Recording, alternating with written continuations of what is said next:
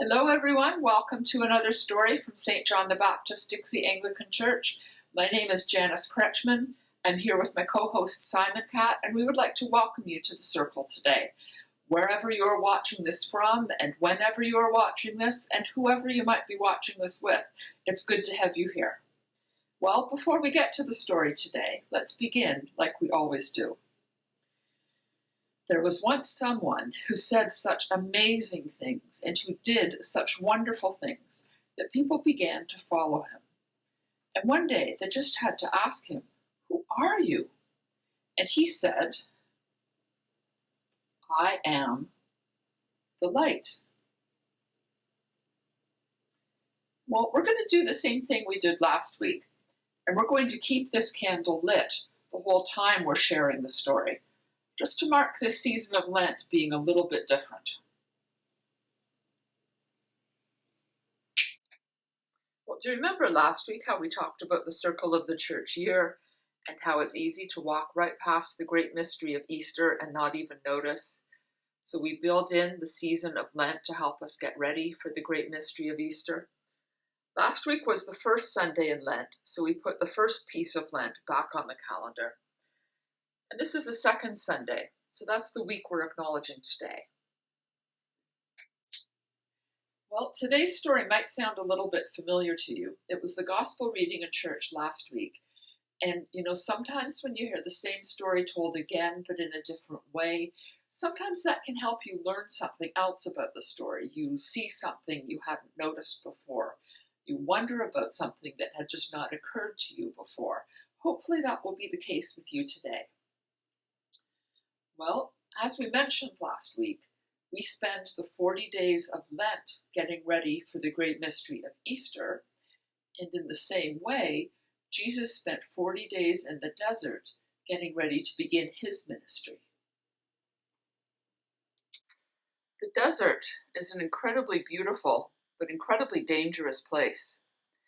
The wind blows and the sand stings your skin. The wind blows and it keeps changing the way the desert looks, so it's easy to get lost. The sun is very hot in the daytime, and it's also very cold at night. It's hard to find food and water, so you have to be careful when you go there.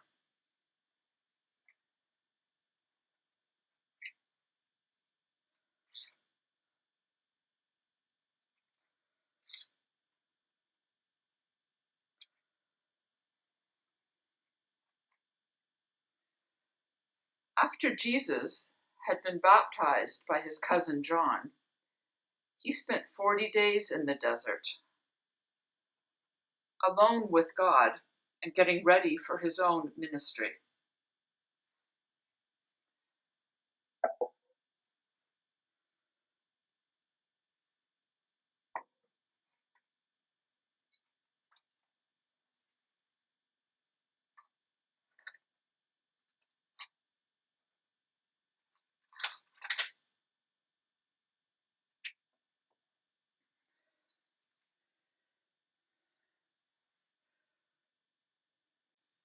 Like we said, the desert is a dangerous place, and it's hard to find food.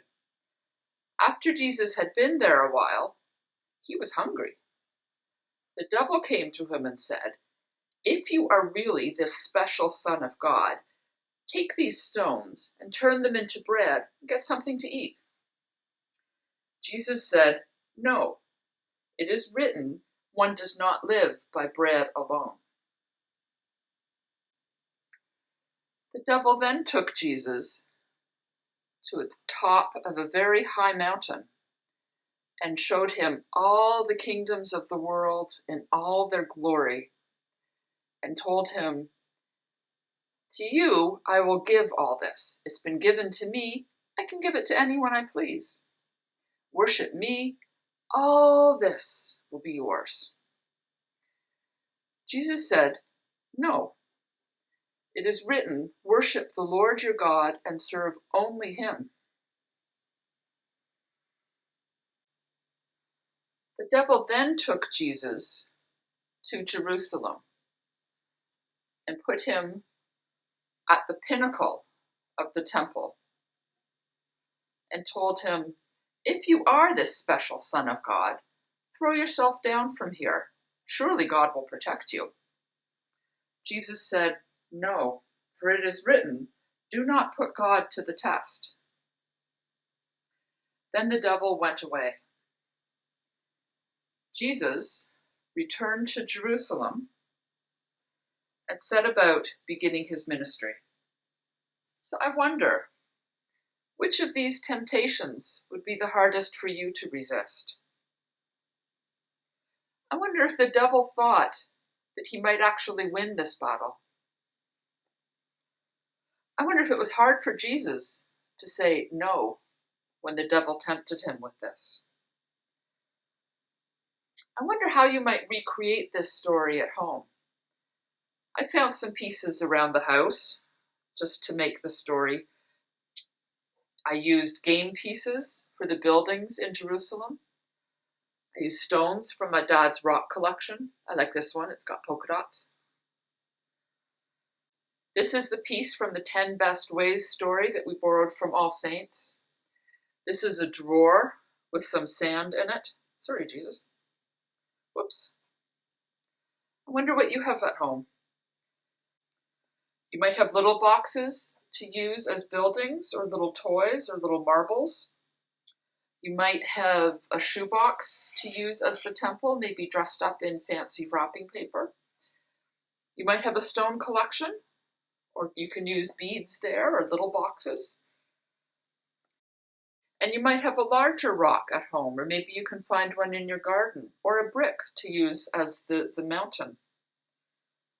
I wonder how you can tell this story at home. That would be fun. If you do, please take a picture. I'd like to see how you set it up. I'd like to see how you tell the story. Well, let's put one piece back in the calendar, because we are now 1 week closer to being ready for the great mystery of Easter. Well, before we say goodbye for the day, let's go back to the story of the light. The light couldn't stay in just that time, in just that place, with just those people. So the light changed. The light changed so it could be in all places, at all times, and with all people. Where you are today and where I am today, the same light is with us. So I hope you have a good week. I hope you find something new about this story, and I hope to see you again next time. Bye-bye, everyone.